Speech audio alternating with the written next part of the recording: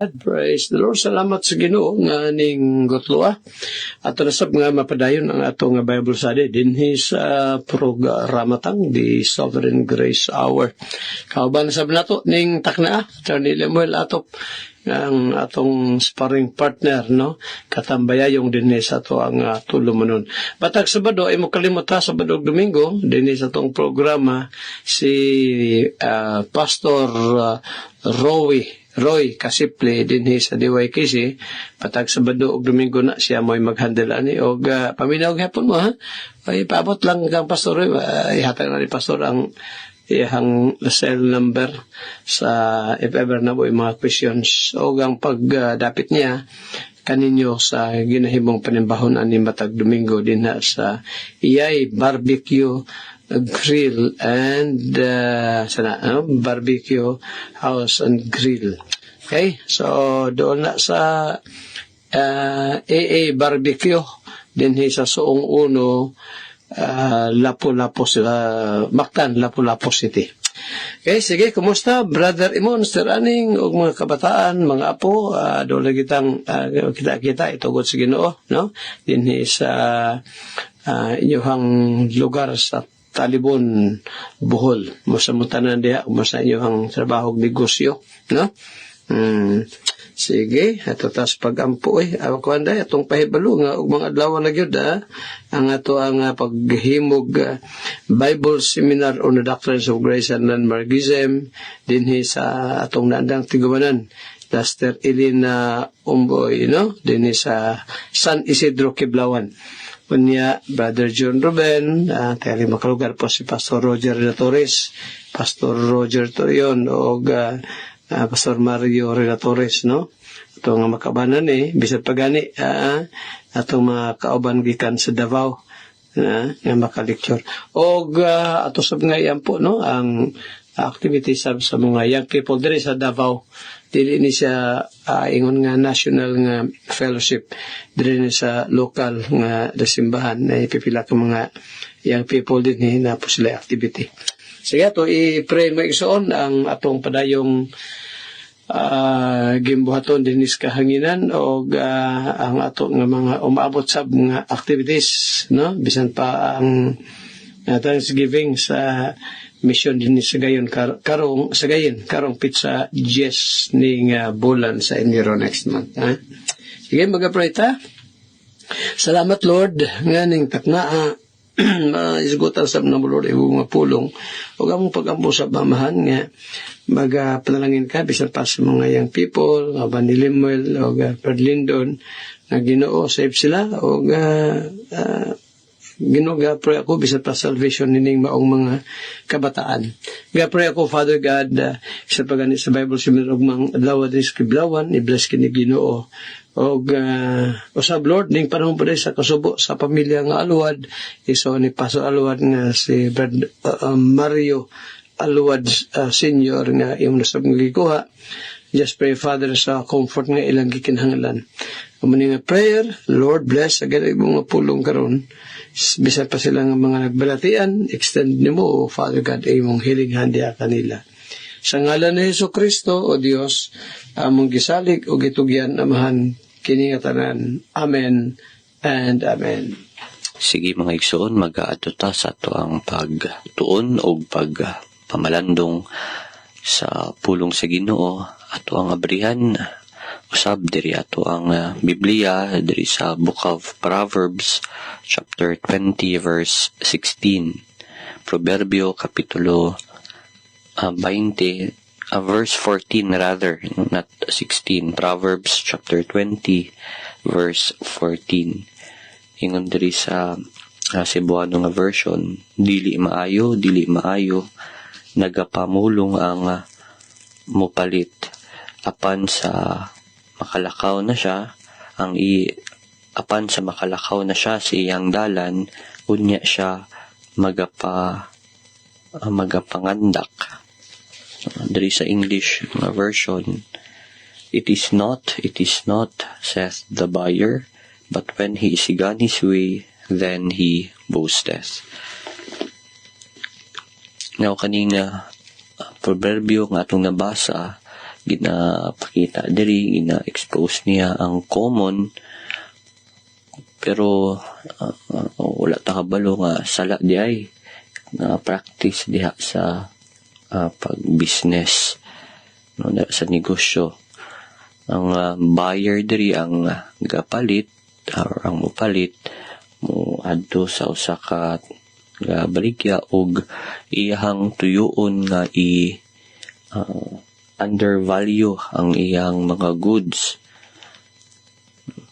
Palit siya og iyang tuyoon nig-ingon nga ipaubos niya ang bili sa butang nga iyang paliton. Sa pamaagi, perhaps iyang i-criticize, dauton niya ang quality o i-exaggerate niya ang mga depekto niini o i-complain siya, mo reklamo siya sa price, no. Ang pagreklamo niya dili tungod ang katong iyang gipalit nga butang tinudanay nga walay bili, but because gusto lang niya nga ipaubos ang presyo. Munang ang phrase diri, it is not, kung sa diri sa Cebuano dili maayo, ang gina-reveal ang dishonesty diya sa iyang dila, no? Again, ang buyer, ang mupalit, nagka-pretend siya nga wa siya kagusto sa butang, dili kay tungod mao iyang gustong dili tungod kay mao ang kamatuoran, but because he wants to take or to gain advantage. So kaning mga igsoon, dili kini wisdom, no? But in this proverb, ma-consider siya nga subtle nga pamaagi or subtle nga fraud, panlimbong kini, in other words. So ang Ginoo dili siya maliba or ma-deceive sa kani nga pamaagi nga pag-bargain. Kung sa atoa pa, kaingon ta nga wise kay siya, kay iyahang na isahan ang lain nga tao, ang gabaligya. Pero sa based sa itong ibasa nga scripture, it is counted as lying, pagpamakak o mimong injustice atubangan sa Ginoo. Munang ang next phrase, diri gi-expose ang iyang pagka-hypocrite. Ingon diri, but when he is gone his way, sa diyang makalakaw na siya, then he boasteth. Unya niya magapangandak di sa Cebuano. So, again, once na kuha na sa katong buyer, sa gapalit ang butang, o nilakaw na pud ang seller, ang iyahang tone, ang iyang ginastorya, nag-usab na.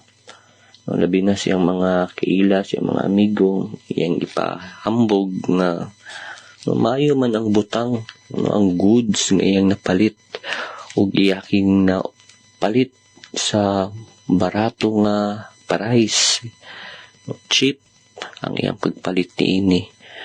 Ug napalit niya ni nga barato kay tungod na outwit niya, na isahan niya ang seller. So kani mga igsoon nag-reveal sa pagka hypocrite sa iyahang kasing-kasing, hypocrisy of his heart. Nagastorya siya og mali atubangan sa tigbaligya, og sa dihang nakuha niya ang butang, he speaks proudly before others. No, dili kini joy nga tungod sa iyang pagka-honest, but because of him taking advantage.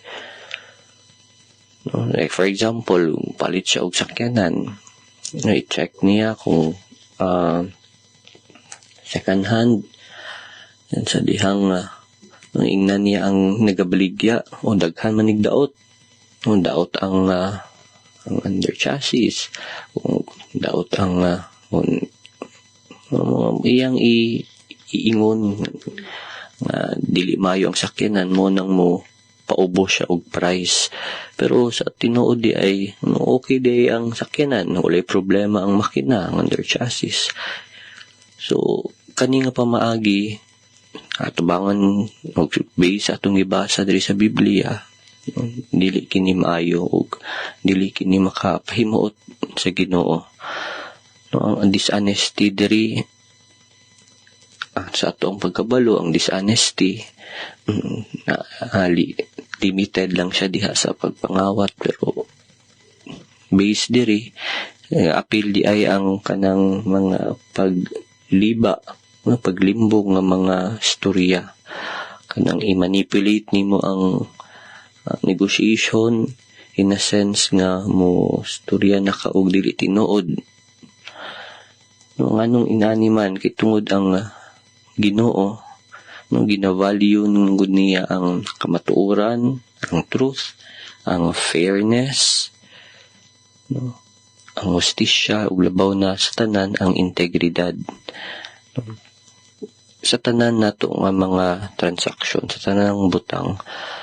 So no, diri sa Proverbs chapter 11 verse 1 nagingon diri, a false balance is abomination to the Lord. So mas maayo nga mawad-an ta nga ato ang pamaagi is in honest way kaysa sa makaginta, makaginansya ta nga dishonest ang pamaagi. Unang again, ginatudloan ta diri nga in all our transactions, sa mag-deal taglaing tao, sa pagpalit nato sa tanan lutang, we must always be honest. Kita nga mga magtotoo, we are not known, wala ta na ilhan sa pagminaro, no, but being straightforwardly honest or straightforward ang dealing nato with honesty sa laing tao.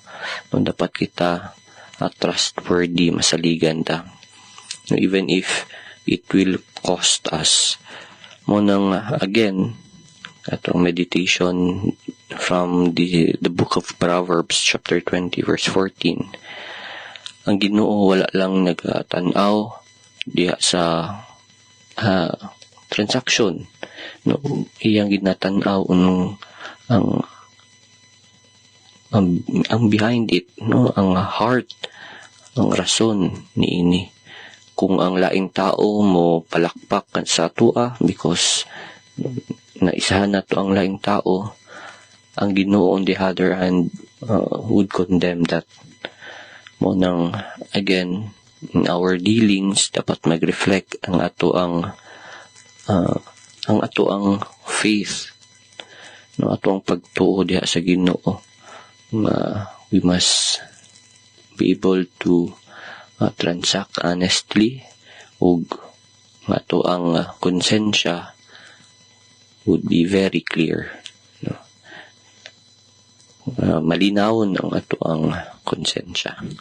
Sige, ato ning ipadayon ang ato ang meditation sa sunod nga higayon diri sa book of Proverbs chapter 20. And this time mag-adto ta sa ato ang pagtuon diri sa doktrina sa grasya, dugay na to ning gitun-an kaning doctrine of regeneration, kaning pagkatao at pag-usab or being born again. No, again ang salvation nagpasabot niini is deliverance from the power of sin, na ang freedom, ang kagawasan diha sa sala, no, sa gikan sa gahom sa sala. No, ang kaning salvation, no, ang usa nga mahimong luwas, dili kini pinaagi sa trabaho niya o di ka sa ampuan siya sa laing tao nga siya maluwas, no, dili kini maong pamaagi. But regeneration or salvation kani mahitabo tungod sa trabaho sa Ginoo. No, it can only be accomplished by God. Sa pilakan, I think almost more than a month na ito nagtuon ni ining regeneration atong gibalik-balik diri nga dili kini nahitabo o mahitabo tungod sa kabubuton sa usa ka tawo, sa iyang will, dili tungod sa bautismo, labaw na sa tanan ang pag-join sa usa ka simbahan and good works. Dili kini mahitabo kay tungod trabaho lamang kini sa Ginoo, ug dili niya kailangan ang participation, ang pag-apil sa tao. No, kay tungod trabaho kini sa Ginoo, it is mysterious in a sense nga wala ta kabalo kanu saan niya i-regenerate o bag-ohon ang usa ka tawo. Now, kay tungod trabaho kini sa Ginoo, naa kini mga ilhanan. There are proofs of regeneration. So, mao na ato ang gihisgutan karon unsa bang mga ilhanan nga ang usa gi-regenerate na, gibag-o na. Mao nang susihon nato itong kaugalingon whether we are already saved or not. Unang ilhanan is that iyang mailhan nga walay laing manluluwas, dili ang simbahan, dili ang bautismo, ang pagbuhat maayo. Ang iyang ginaila lamang nga Savior is no other than Jesus Christ alone. Ikaduha, rejoice siya, kalipay siya diha sa mga spiritual nga butang, ang pagsimba, ang pagampo, ang pagmeditate, ang pag-adto sa simbahan, mao ang iyang joy. Isa pug nga ilhanan kay tungod aware siya, kabalo siya sa presensya sa Holy Spirit sa iyang kinabuhi. Ug ikaupat nga ilhanan, no, dili siya nag-dwell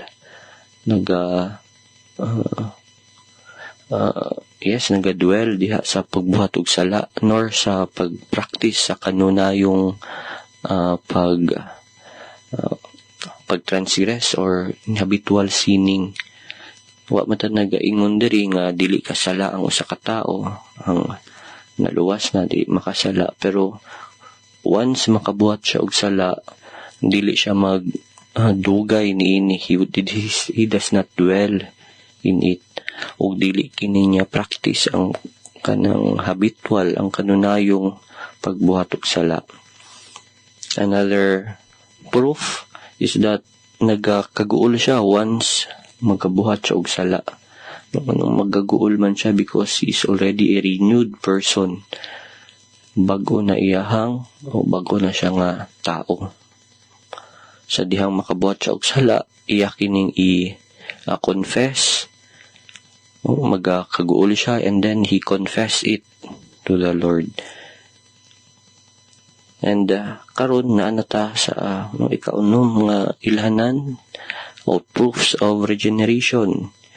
Unsa man kini, he desires to live a holy and godly life. Nagatinguha siya nga magkinabuhi sa usa ka balaan ug Diyos nun nga pagkinabuhi. So the last time atong tun-an kining Ephesians chapter 1 verses 4 to 5 nga ang pagkabalaan nagasugod gini, it is rooted sa eternal nga pagpili o adoption sa Ginoo. Now another verse is here in Ephesians chapter 2 verses 2 to 10. Gini-explain diri ni Apostle Pablo giunsas na it explains how ang eternal purpose is worked out in time.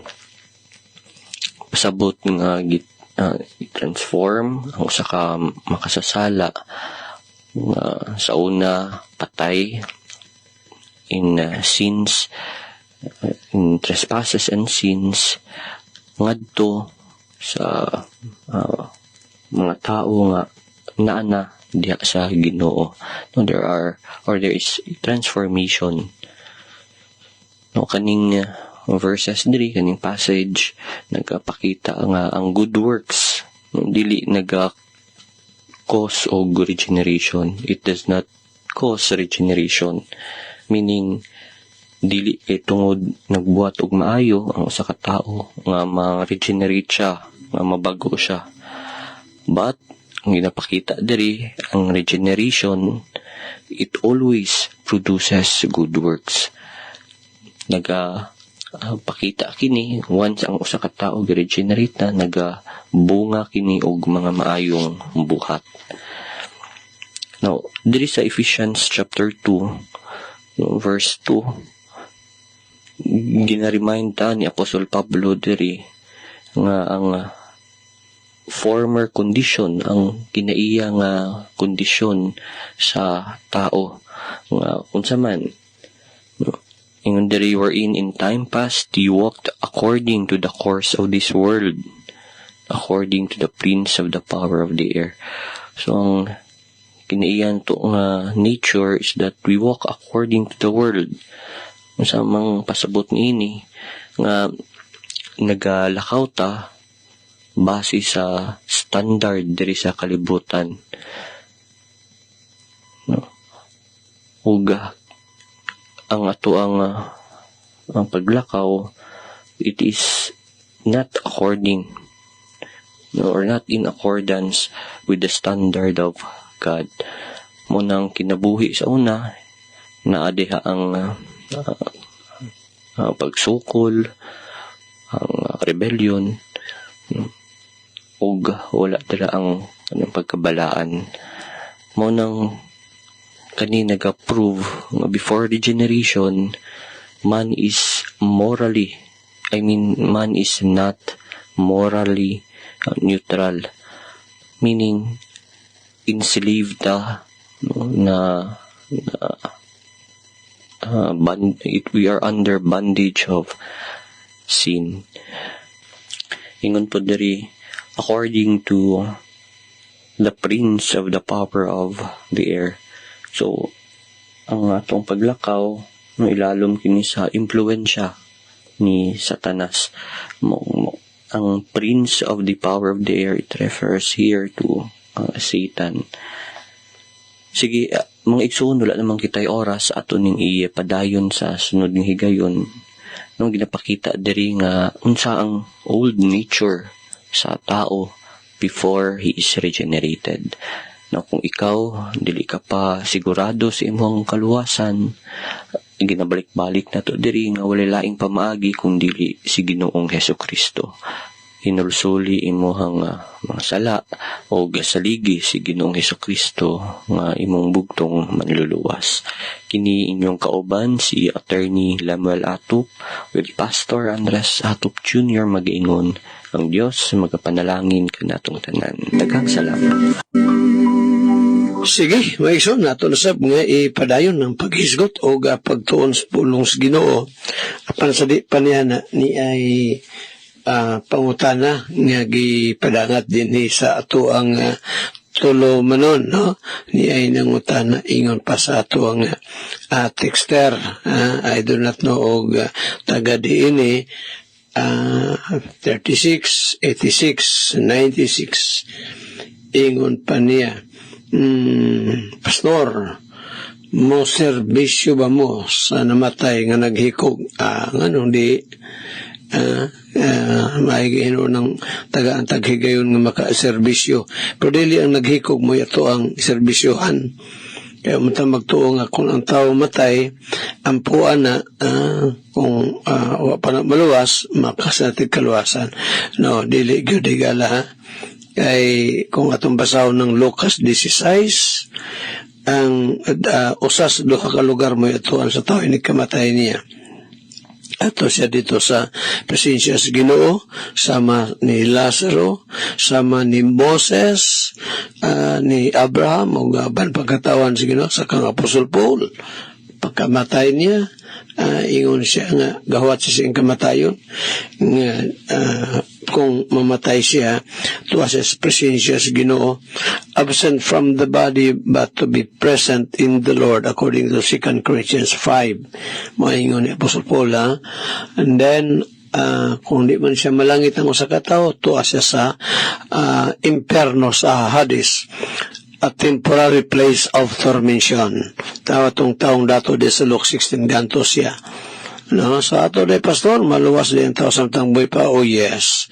So, kanang pagserbisyo nato sa namatay, nahikog ba na, or normal nga kamatayon, aron nga ang mga buhi mapahimduman. No, ang mga buhi nga mo-attend sa mga funeral service, mapahimduman nga ang namatay, nag-una ra gyud nato. No, sooner or later, kitang mga buhi mosunod na gyud pod sa lakang na sa kanang nahitabo sa maong nga giserbisyohan nato. Daghan naman gyud kay tag mga giserbisyon nga nangamatay, no. Ako pagampo sa mga nakapaminaw sa itong mensahe, bisan pa din sa radyo, maigsoon.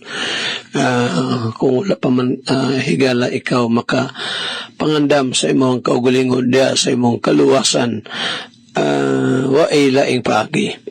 And that's only by the Lord Jesus Christ. Siyang dalan ng kamaturan ug kinabuhi nga way makabot sa mahan gawas o pinagi lamang kang Kristo Jesus. Mo yun na higala, no, paghinulsos sala. Okay, so magserbisyo pa? Oh yes, magserbisyo kyad, no? Bisan sa mga naghihikog. Pero kamong naminaw ron, ha? Ay po pag-una-una nga maghikog kay lisod kayo sa tao higalang magpakamatay. Ako gani, gampo gani ko nga mataas-taas pang kinabuhi para makalaga, pangalagad sa Ginoo. Nayuban, maghikog na hinuon. Kamo kahigala ang problema, normal yun na, di yun na kita samtang buhi pa ta. Di yun ta mahotdag problema kay ato naman ang kuan, ha? Kana bang kambal naman nato ng problema pag himugso nato. Mo ba, Pastor? Tanawan ng Job 14 verse 1. Numato pa rin ni Job, pagaw-pagaw tagamay tungod kay gahapon serbisyo, kadlawon patas atong programa, and then Sunday morning worship. After that, dito po tas tagom, no? So, mauna nga, di gil malikain pagawta. Kakaon bagitas ice cream nga hinimo ni Brad Mario Abrantes nga perting lamia. Pero gamay ra po kito kung nakaon, no? Duharam sa ito ko sa gamay ra po kuha ni Malo sa ayaw palabi ani. Kay bugnaw, siyempre ice cream bugnaw gyud. Uy, kalami ba ni? Very special gito. Kung na may special, very good. Patigyo ka special. Salamat kayo ito, Brad Mario, ha. Lipay ko sa itong makikisunan dari sa Missions Tagum, no? Tungod sa kanabang kadasig sa pagpangalagad sa Ginoo. Ang Diyos magapanalangin inyong tanan, ha? Mga young people o mga di po young people. Ito kayo nga tanan. Salamat God, ha? Salamat daghan man ang ipadala yung litson sab, no? Salamat kayo usab sa bugas, ha? Dode, Master Ivy, salamat God. Again, ni ay so, asa man to, Pastor? Kung ang tao mamatong buhi, pa makasati ba siya kaluwasan? Yes. Kung mamatay siya, kung sa katao, mamatay nga wapak sa kaluwasan, lagi na ay kaluwasan. Hindi na ingon nga, ampuan pa nang mamatay para mabalhin gikas kung na impyerno man, mabalhin nga to sa purgatorio, ay wak man sa Bible. Na, walang mga buhi karon nga naminaw ni atong programa pangandam gyud higala. O again, salamat kay ang pagpangandam. It is true the Lord Jesus Christ. Siyang dalan, ako nang mention di palang dugay, as Christ said in John 14:6, that He is the way, the truth, and the life. Walay makabot na to samahan, gawas og pinaagi kaniya. Okay, sige. Ni apay laing pangutana, gikan kang brother Mario, no? Kini pa, before that, Brad Mario. Ato niyo ito patayin to, ha? Patay oras kining may itong sa Doktrinas Gracia. Pastor, ipang daog sa sugal, dili Gracia, unsay epekto anis kinabuhi, panginabuhi, o sa gigastuhan sa nakadaog tao man o mga butang. Tinuod bang magkabisit-bisit o magkamalas-malas ilang kinabuhi? Una, wag kita tudloy nga magsugal. Wag kita tudloy kay ang sugal higala morbiya na manghodranas kini bang magsugal? Manghodranas sa pangawat ba? Napangawat na hinon, Pastor. Kay, diba, ako naman mention sa una, pero karong duwa og hantak no, diya man ang mo sulod man diya sugal, o diba baraha, walay daw tandas papel, kanang baraha papel man na, walay daw tan na ang dautan niya na, awat Pastor, kung magdulag baraha niya, walay pasanay, parehagya po ka ng bilyard bitaw, kalingawan mo, may dautan niya na. So may dautan na ng bilyard nga bola raman na. Ang problema raman ko niya na kung naanay sugal. Magsugal na ba? Kay anong dautan man ang sugal? Ako sa ning kung anong egala ha, nga di ta pwede good magsugal. Kay sa sugal man gusto itong kwao ng kwarta sa laing tao. Sa paagi nga din, di punta mapriso, kaya kung ato na ang kwao ng kwarta sa laing tao, panulis naman na. Diba? Ambinay mo kwarta. Mama na. Pero aron di tama, aron di madakpan, o di yes, no? Mapriso ang usa ka tao, kung makuha niyang kwarta sa laing tao, iyagi o sa dula or sugal. Mama na. Ni kapildi, bira tanan. Mauna nga dili may pagsugal. So sa yung panguta nga texter kung sa may epekto ninis kinabuhi, awag may panalangin, sugal ko na. So may panalangin niya na. So, dili naggrasya ako sa pagkagrasya na nga ang Ginoo di mamusugot nga ang mga Kristohanon magsugal. So, sa may mong epekto nili sa panginabuhi o sa gigastuhan sa nakadaog. Ito na naman ako itong ingon lagi nga pastor. Ay, ang pastor ba? Dito to sa Cebu na hitabo. Bulo ang pastor. Naku, namay kuan, namalay tights daw. Dako, so, kuan ba, pag-record, ingon ang ako na nagtayos pastor, dako magugdaogo sa hay-alay, nagsugal galitan pastor atok, kung himungon na sa in church, nga na membro magsugal niya mo tayos, unas tanan, kung atong nibalo ang gagasugal, atambagan nga undangin na ayaw na buhata kay di na maayo. Unya, kung magpadayon gihapon siya, niya pagipahambog nga gatay siya gika sa isugal, kung nagyapon siya patos panabagon, disiplinahon sa iglesia, i-desisyonan na sa church. Kaya ang sugal o sana sa ang gambling no, kuha na siya dili mayo makadawat sa tong testimony o wag ipanalangin siya o nagyapon siya patuo disiplinahon siya. I-out siya sa church rule. Mao ba, pastor? O, mamagin na. So, sa may mong epektuan na, di, walay panalangin. So, ang pagpanalangin na Nakasupak na gani sa kabuton si Ginoo, panalanginan pa. Wala good, no? Tinuod na paso ka ng magkabisit-bisit o magkamalas-malas ilang kanabuhi, na yun na. Kana diha mo ko sugal mo igsoon. Labinag. Kamaw kagod ang taong sugarol, no? Dili yun na siya diha magkuhan ka na bang makadawat sa mga kayo hagikas Ginoo. Wala asa may mayo di sugal. Di ba? Sige. Hindi pa, pangutanan din mo, Pastor Mario Magallanes. Tabagong sana ko ni Megson, ha?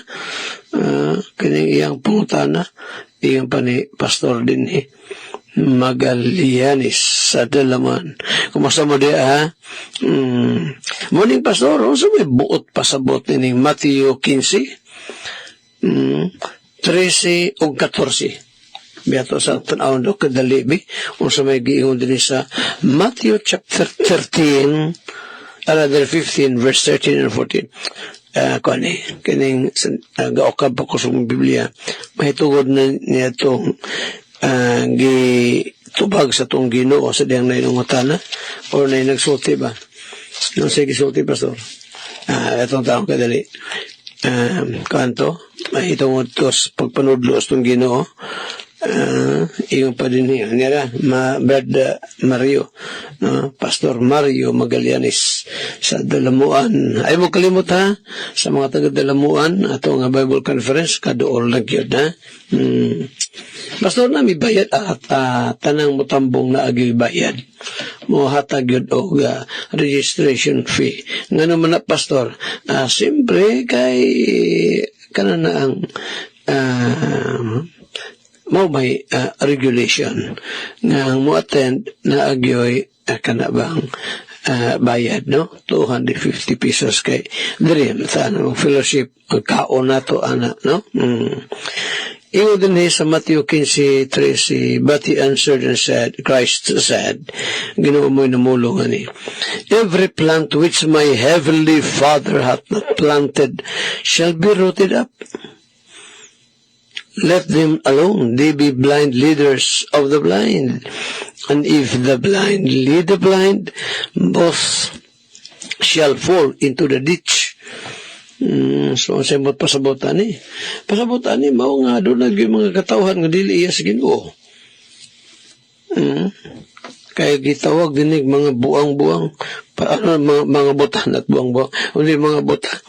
Ingon pa ni Christ kay anak mo na sa Brad Mario sa verse 12 manggod naluol ang mga turunan ni Christ ug miyon kaniya nga nahibalo ka ba magtutudlo nga mga Parisiyo na offend sila nasilo sila nimo human sa nabati nila gikan nimo na offend sila they were offended ingod dinyo the Pharisees were offended after they heard this saying.